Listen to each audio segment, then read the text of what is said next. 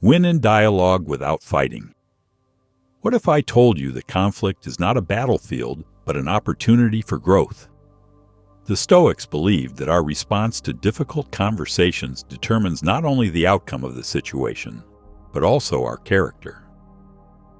Today's world is a constant negotiation, at work, at home, with friends, and even with ourselves. But how often do these conversations turn into tensions and conflicts that leave a residue afterward? Ancient Stoics like Marcus Aurelius and Seneca knew secrets that helped them stay calm, even in the most tense situations. In this video, I'll show you how to use their philosophy to negotiate with confidence and come out of conflict stronger than before. Ready to become a master of dialogue? Then let's get started. Part 1. Separate the emotions from the situation. When someone raises their voice or an argument turns into a conflict, what happens first? Emotions take over.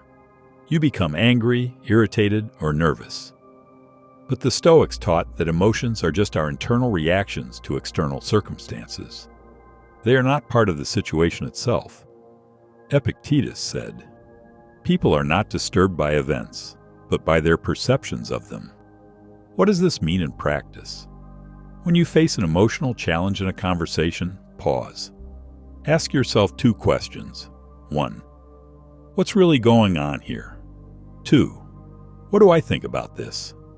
Example, if someone harshly criticizes you, instead of immediately defending or attacking back, remember that it's their emotions, not your reality. By separating facts and emotions, you'll be able to respond calmly and deliberately. Practice this skill. When emotions subside, clarity emerges. Part 2.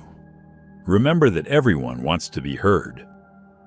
Another important principle of Stoicism is empathy. The Stoics understood that any person you encounter acts in the way he or she thinks is right.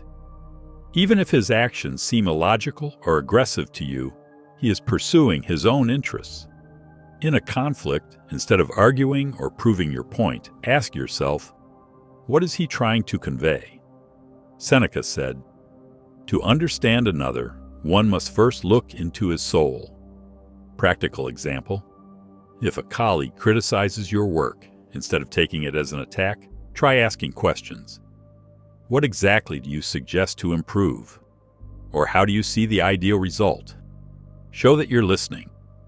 Sometimes all it takes is a couple words. "I see what you mean." Empathy doesn't make you weaker. It shows that you're willing to look for a solution, not fuel conflict. Part 3. Practice patience. Time is your ally. The Stoics knew that time is a powerful weapon in any negotiation. When things get heated, people often make the mistake of rushing to react. Marcus Aurelius wrote, "Haste is the enemy of reason." If you want to be a strong negotiator, learn to sustain pauses. How it works.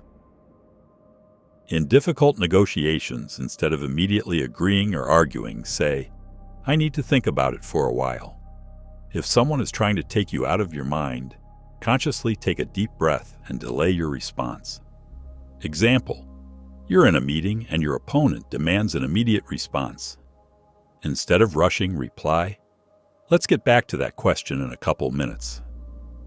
This will give you time to calm down and think about your answer. Patience is a strength that allows you to manage the situation rather than go along with other people's emotions. Part 4.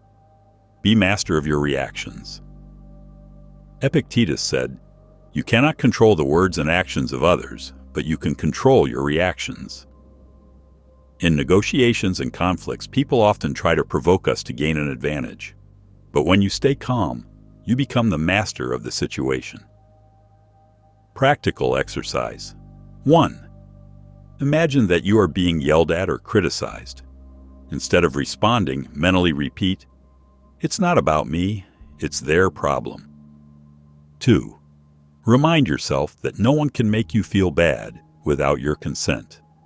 Example, if someone is rude, instead of getting into an altercation, say, "I realize this is important to you, but let's discuss it calmly." Calmness is your weapon. It throws your opponent off balance and gives you an advantage. Part 5. Act with dignity. Seneca wrote, "Live in such a way that you can be proud of every action you take." This is especially important in negotiations and conflicts. You must always remember, at the end of the conversation, you will have to live with the consequences of your words. What that means: don't seek victory at all costs. Even if you win an argument by destroying the relationship or humiliating the person, it will be a defeat for your character. Look for solutions that build your dignity and leave your opponent room to save face. Example: at work, your boss unfairly accuses you. Instead of escalating the conflict, say, "I can see that the situation is bothering you. Let's work it out together."